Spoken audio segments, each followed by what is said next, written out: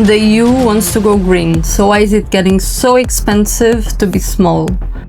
Imagine you run a small European business. Maybe you make cosmetics, maybe clothing, maybe food, furniture, maybe you're selling a genuinely sustainable product. You use recycled materials, you minimize waste, you buy renewable energy, you redesign your packaging, and you are doing exactly what the European Union says it wants businesses to do.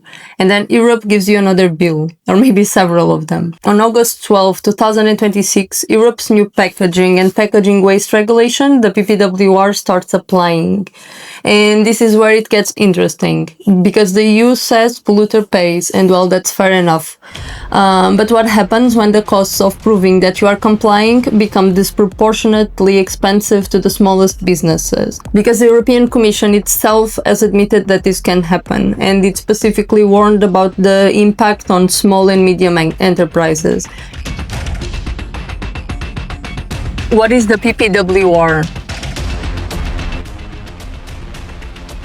The PPWR is the EU's new framework for packaging and packaging waste. It covers packaging regardless of whether it's plastic, paper, glass, metal, or any other material, and it deals with the entire life cycle of packaging. How it is designed, what it contains, how recyclable it is, how much packaging is used, reuse, refill, labeling, waste prevention, and extended producer responsibility, or EPR.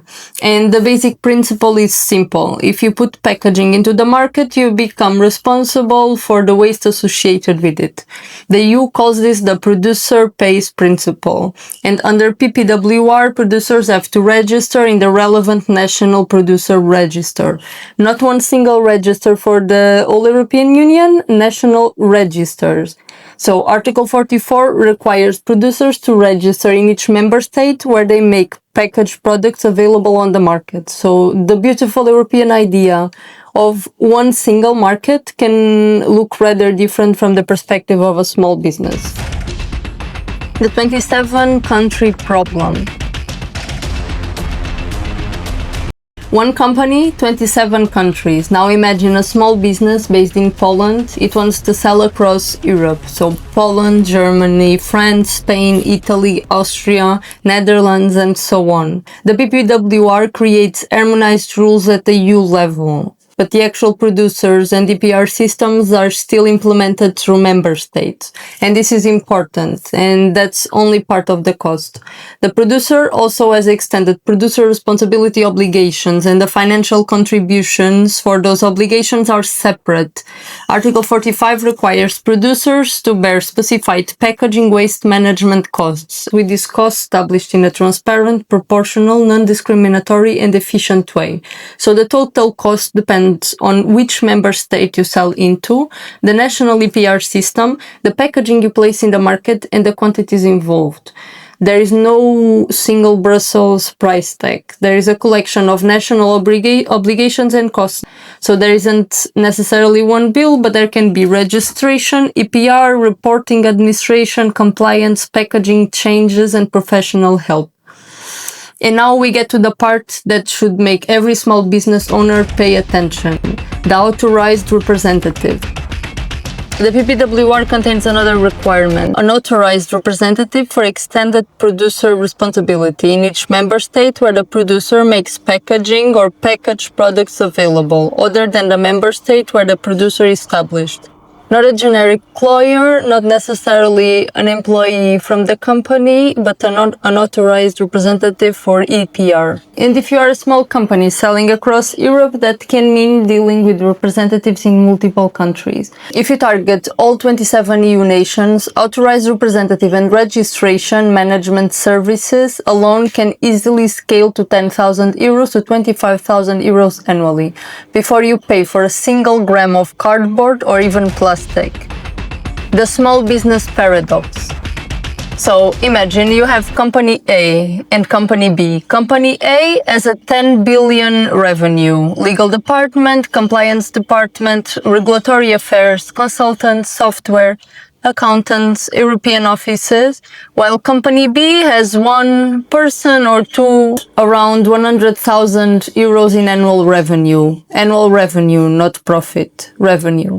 So no lawyers, no compliance department, just an entrepreneur selling a sustainable product. From now on, to keep selling across the EU, it needs to pay a lot. The single market was supposed to make Europe feel like one big market, 450 million consumers, no custom borders between member states, and a small business in Poland should be able to sell to Germany, France, or Spain without treating every country like a completely separate market. But packaging creates another layer. Now it's register, EPR, report, pay, and, of course, authorized representative. There isn't one PPWR bill from Brussels, and that's important. But the costs can accumulate across registrations, EPR fees, representatives, reporting, and professional help. The European Commission's own impact assessment found authorized representative costs ranging from hundreds to thousands of euros. One company selling into 15 member states reported around 6,000 euros per year. So let's imagine company B faces around 15,000 euros a year in total compliance-related costs. That's not a EU tax, that's an illustrative scenario. But for a company making just 100,000 euros, that's literally 15% of revenue. And revenue, of course, it's not profit. However, for a multinational, an amount of 15,000 is like almost nothing. For a one-person business, it could mean another employee, new equipment, or the owner's salary. But there is another cost, of course. Time researching rules, collecting packaging data, registering, reporting, and avoiding fines. And not to talk about small entrepreneurs that do not make all that money and are just starting the business. So for a large company, compliance is a department, but for a small company, compliance is literally the owner. And this creates a very strange contradiction. So the question is not, should Europe regulate packaging? Of course, Europe should regulate packaging. That's important.